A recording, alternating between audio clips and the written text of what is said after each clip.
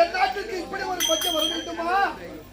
என் பிள்ளைகள் பசியால் துடிக்கின்றார்களே, என் பிள்ளைகள் பசியை தீர்க்க முடியாத பாவியாகிவிட்டேனே.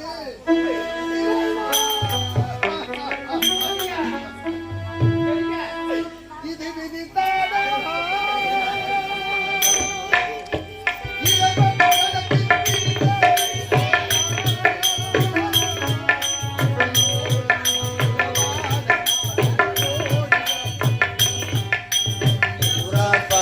பாடும் பாடனா இது விதிதானா? கடவுள் மனதில் எழுதின கதிரானா?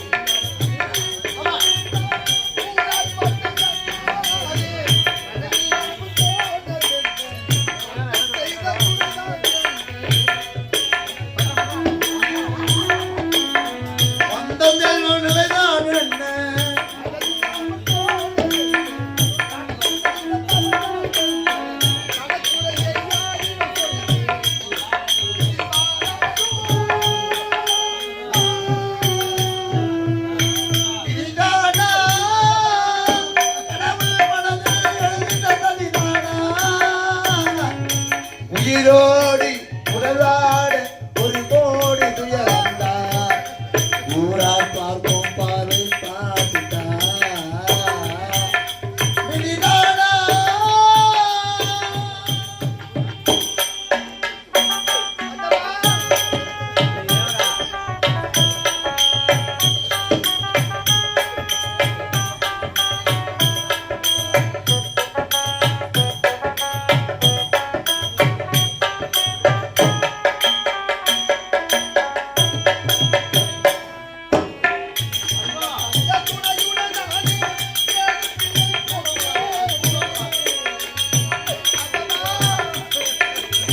நல்ல தங்க துணையுடன் நானே 7 பிள்ளை பெற்றேனே. நல்ல தங்க துணையுடன் நானே 7 பிள்ளை பெற்றேனே.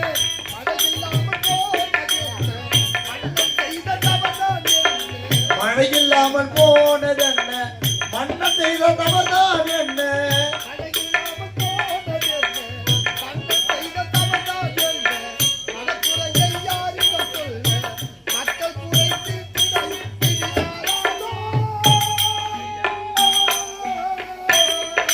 விதிதானா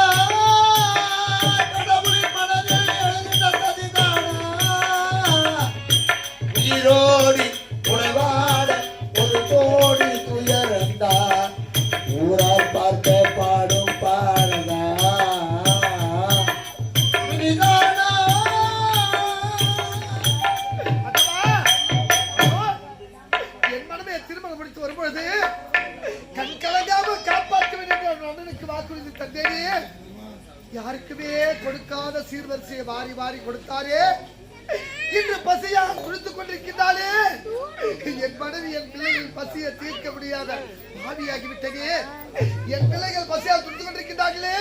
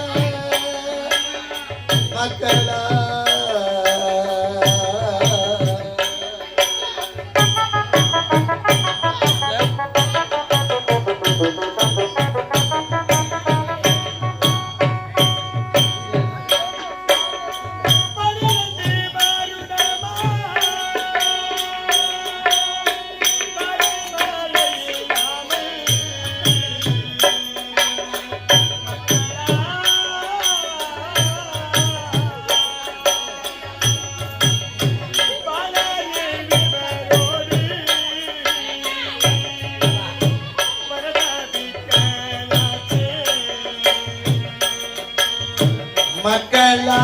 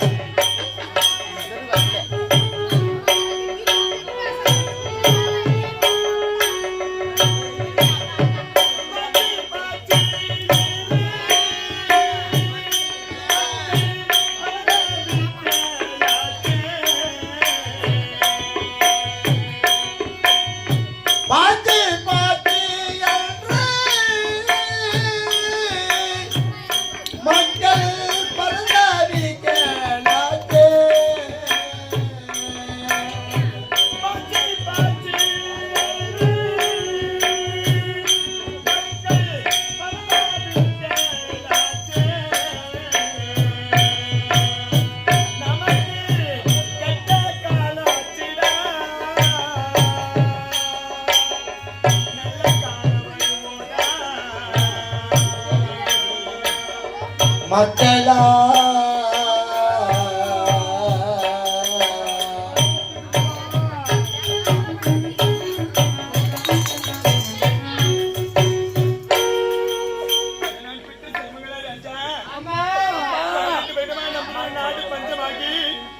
உங்களுக்கு உண்ண உணவில்லாமல் உடுத்த உடையில்லாமல் அம்மா பசி என்று அழைக்கின்ற ராஜா.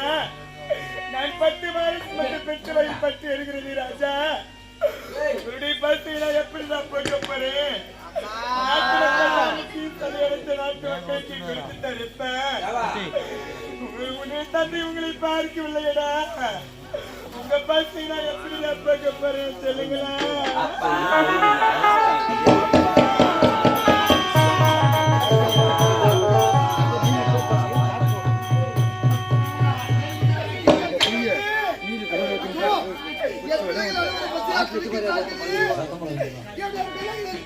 தீர்க்க முடியாத பாவியாகிவிட்டது. நமக்கு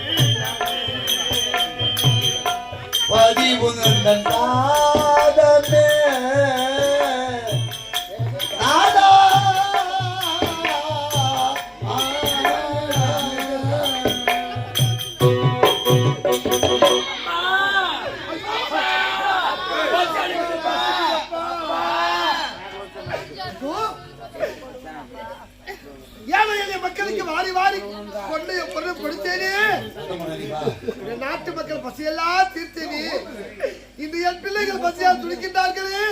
நிலத்தங்கா, உன்னை திருமணம் செய்யும் போது உன்னை கண்கலகமாக காப்பாற்றுவேன் என்று வாக்குறுதி தந்தேனே.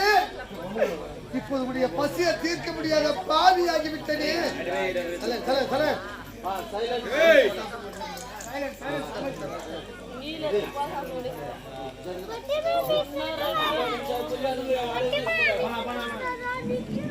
யாருக்குமே கொடுக்காத பொருளையும் சீர்வரிசை கொடுத்தாரே.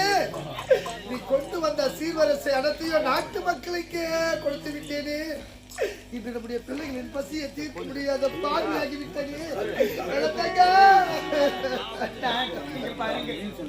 திருமணம் முடிந்து வந்த நாள்வதாக என்னுடைய தாய் வீட்டுக்கு நான் சென்றதே கிடைக்காது.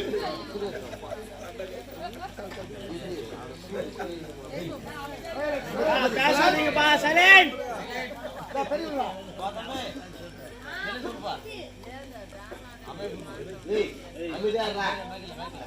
அமைதியா அமைதியா இருங்க. உன்னை திருமணம் முடித்த நாள் முதல் இந்த 12 ஆண்டு காலம் உடைய தாய் வீட்டுக்கு சென்றதே கிடையாது. உடைய அண்ணன் வீட்டுக்கு சென்றதே கிடையாது. 12 வருடமாக நம்மளுடைய நாடு பஞ்சமாகிவிட்டது. உண்ண உணவு கிடைக்காது, உடுத்த விடை கிடைக்காது. நாட்டு மக்கள் என்னவரும் நாட்டை விட்டே வெளியேறுகின்றார்கள். நான் 10 மாதம் சுமந்து பெற்றெடுத்த என்னுடைய 7 பிள்ளைகளும் பசியும் பட்டினியுமாக வாழ்றாங்க. நான் 10 மாதம் சுமந்து பெற்றெடுத்த வயிறு பற்றி எறிகின்றது. இங்க பாருங்க, அதனால என் 7 பிள்ளைகளை வச்சுக்கிட்டு என் அண்ணன் விட சென்று என் பிள்ளையோட பசி எல்லாம் போட்டு விட்டு நம்மளுடைய நாடு வந்து விடுகின்றன. என்ன நல்ல முறையில் வழி குட்டி அனுப்புங்கள் அத்தா. என்ன வார்த்தை கூறிவிட்டேன் அம்மா. பஞ்சம் பசியால் துடித்துக் கொண்டிருக்கிற நம்முடைய பிள்ளைகளை அழைத்துக் கொண்டு உடைய அண்ணன் வீடு செல்ல போகின்றாயா. உன்னை திருமணம் முடித்த நாள் முதல் இவன் அண்ணன் வீட்டுக்கு சென்றதே கிடையாது. இந்த நிலையில் நம்முடைய குழந்தைகளை அழைத்துக் கொண்டு அண்ணன் வீடு செல்ல போகின்றாயா. ஐயோ வேண்டாமா, நான் சொல்வதை கேள். அண்ணன் வீடு செல்ல வேண்டாமா, அண்ணன் வீடு செல்ல வேண்டாம்.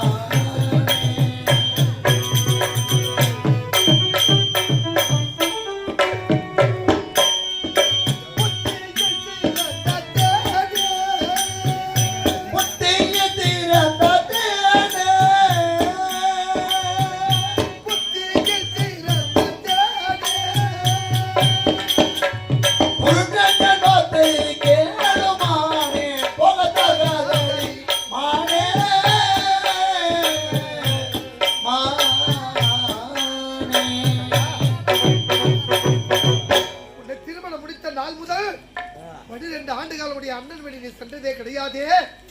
இப்படி பஞ்சம் வந்து விட்டது என்று இந்த நிலையில் நீ அண்ணன் வீடு சென்றால் உனக்கு நல்ல வரவேற்பு தான் கிடைக்குமா? உன்ன நல்ல வரவேற்பு கிடைக்குமா? வேண்டாமா, இதை நினைக்கும் போது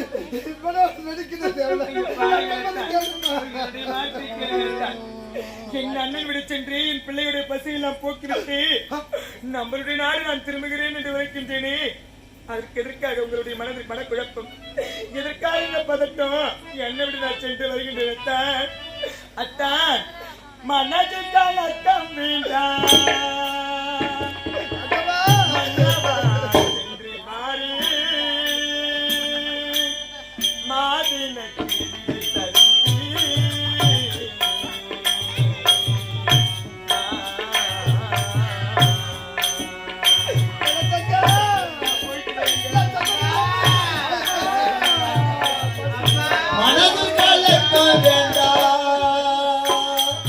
மனதில் கலக்க வேண்டாம்.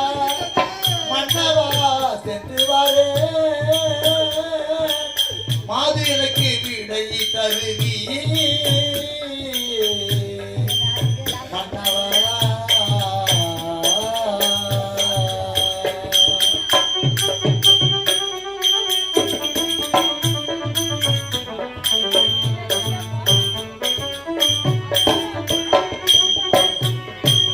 மனதில் கலக்கம் வேண்டாம், மனதில் கலக்கம் வேண்டாம், மன்னவா சென்றிவாய் மாவிளக்கு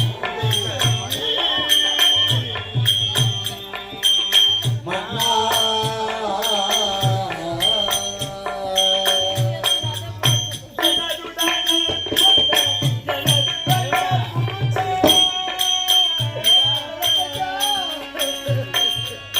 எனதுடனே பிறந்த எனது பெயர் குமுத்த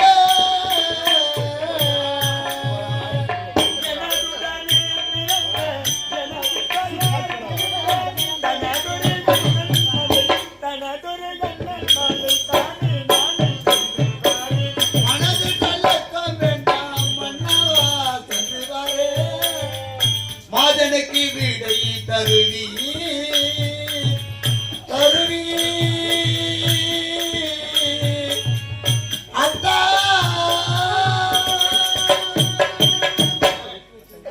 இதற்காக என்னுடைய அண்ணன் செல்வி நினைத்தான் பொய்யாத பஞ்ச காலம்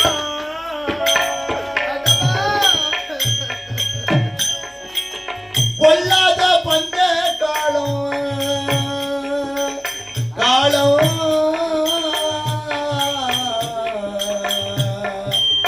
அத்தா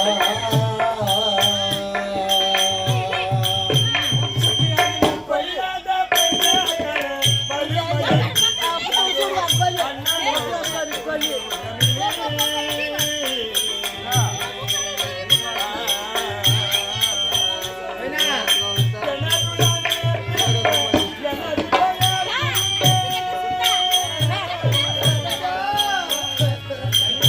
எனதுடனே பிறந்த எனது பெயர் குமுத்தலா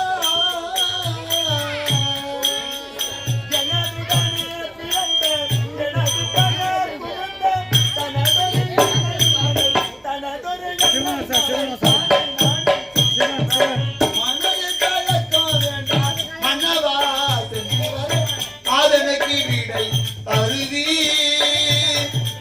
தருவி அத்தா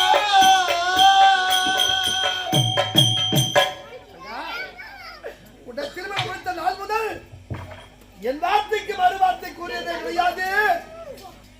வறுமை வந்து விட்டது என்று என்னோடு வாதாடுகின்றாயா? பஞ்சம் வந்து விட்டது என்று என்னை எதிர்த்து பேச துணிந்து விட்டாயா? வேண்டாம்மா, நம்ம நாட்டில் ஏதாவது கூலி வேலை சென்றாங்களோ நம்முடைய குழந்தைகளின் பசி தீர்த்து விடலாம். வேண்டாம்மா, இப்படி அண்ணன் விட வேண்டாம்மா. நீங்கள் 1000 முறை எடுத்திருத்தாலும் சரி என்னுடைய மனம் மாறப்போவது கிடையாது. என் அண்ணன் வீடு செல்லுவது நான் உறுதிதான். இந்த முடிவில் எந்த ஒரு மாற்றம் கிடையாது. தங்கா, உடைய அண்ணன் தான் உன்னோடு பிறந்தவர். ஒரு அண்ணியுமா? நீ அண்ணி தந்தால் உடைய அண்ணி உனக்கு மதிப்பாளா? உனக்கு நல்லதா வரவேற்பு கிடைக்குமா? வேண்டாமா, நான் சொல்வதை கேளுமா? வேண்டாமா.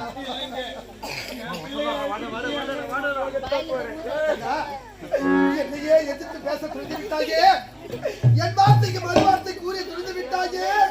நல்ல தங்கா, என்னால்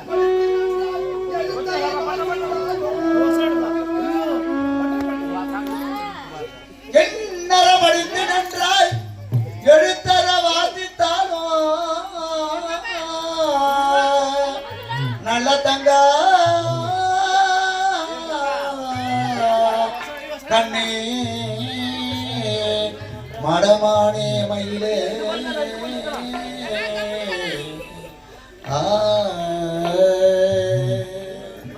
என்னற படித்து நின்றாய் எழுத்தரை வாசித்தாலோ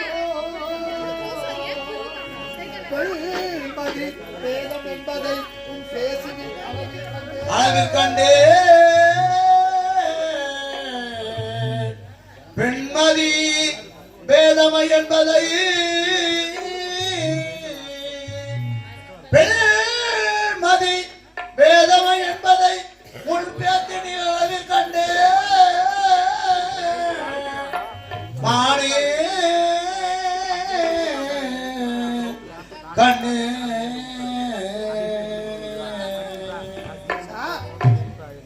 நான் உன்னை தொட்டு தாலி கட்டிய கணவன் பலமுறை எடுத்து கூறியும் அண்ணன் வீடு சென்றே தீர வேண்டும், நம்முடைய குழந்தைகள் பசியை தீர்க்க வேண்டும் என்று கூறுகின்றாயே. நீ அங்கு சென்றால் உனக்கு நல்ல வரவேற்பு தான் கிடைக்குமா? இந்த நிலையில் உன்னுடைய அண்ணை பார்த்தால் மதிப்பெல்லாம் வேண்டாமா? நான் சொல்வதை கேளுமா? முடியாதுங்க. இத்தனை முறை எடுத்துரைத்தோம், அண்ணன் வீடு சென்றே தீர்வேன் என்று கூறுகின்றார். என்ன செய்வது? உடைய விதி இதுதான் என்றால் அதை மாற்ற யாராலும் முடியாது. நம்முடைய பிள்ளைகளையும் கூட்டி அனுப்புகிறேன்.